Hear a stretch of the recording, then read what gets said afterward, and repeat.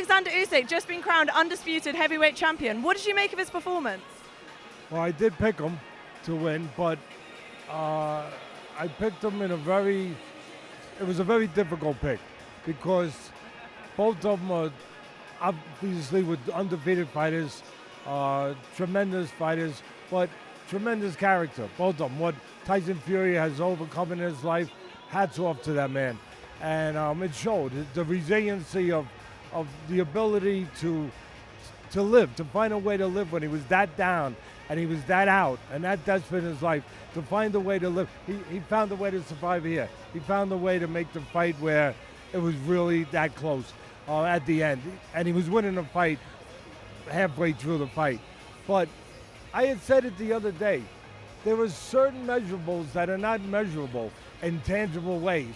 Like everybody was asking me, well, who's got the edge too? Tyson Fury has the edge in size, and he can use it on the outside with his length, with his jab. And if he does that, it's going to be a really difficult night for Usyk because the burden's going to be on Usyk to try to find a way to get in. And it's kind of like going through a bad neighborhood. And when you go through a bad neighborhood, you can get mugged. And early on, that kind of was happening a little bit, quite frankly, to Usyk. But I had said at the end of the day when I made my pick, they said, then who are you picking? I said, Usyk. And they looked at me like, but you just said that. I said, yeah, there's one ability that I didn't mention yet that Usyk has. He's had it his whole life. He's had it since he was a teenager. When he went and he won the Olympic gold, when he then went up to pro and he won the cruiserweight, he unified all the cruiserweight titles. Then what did he do? He went and won the heavyweight title in another country, in your great country, in another country against a really good fighter, a bigger fighter in Joshua. And then just to show it wasn't a lock, he goes and he does it again. I said, what's that one ability, they asked me. He knows how to win. He knows how to find a way to win. And I turned to my son during the fight. I said, I guess it was after the 7th round, 8th, whatever it was. And I said, Bud, I call him Bud. I said, Bud, if he's ever going to use that ability of finding a way to win, he's better do it now. And he did. And he did. And look, how do you set up a better rematch than that? I mean, this is Hollywood scripting. You know what I mean? If somebody told you, it's like, come on, that's a movie that's unreal again. That you're going to make it like this, that the one guy's dominating and the other guy who's not known as a puncher almost knocks out the bigger guy, and then it comes down to this. But it's real.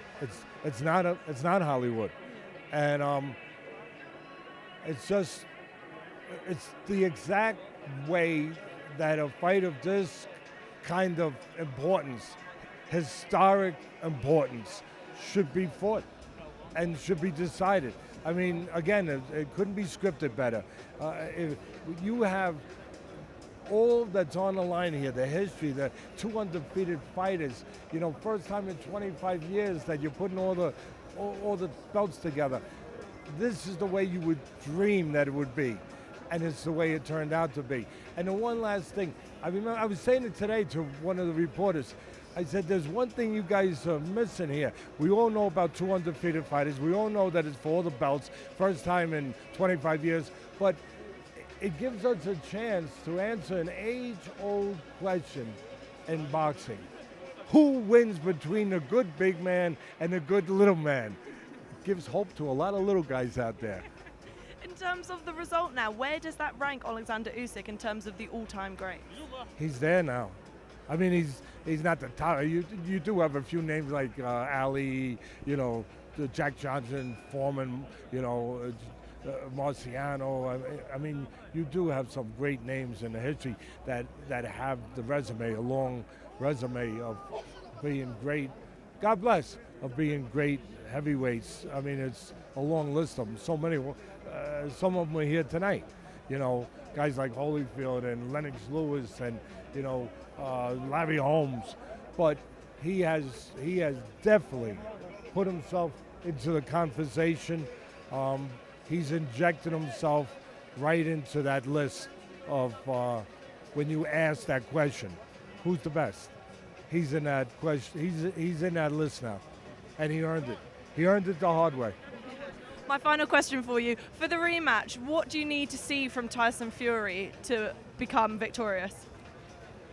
You need to see what you saw the first half of the fight, controlling the outside with the jab. What I was saying when I was doing all the commentating for all those years on ESPN, he was setting the table all night long with the jab, but he wasn't eating enough. You can't set the table and leave food on the table. You know why? Someone else is going to come in and eat that food. And that someone else was Usyk tonight. When you're setting the table this time, you set the table with that jab on the outside, eat with the right hand. Eat with the uppercut a little bit more.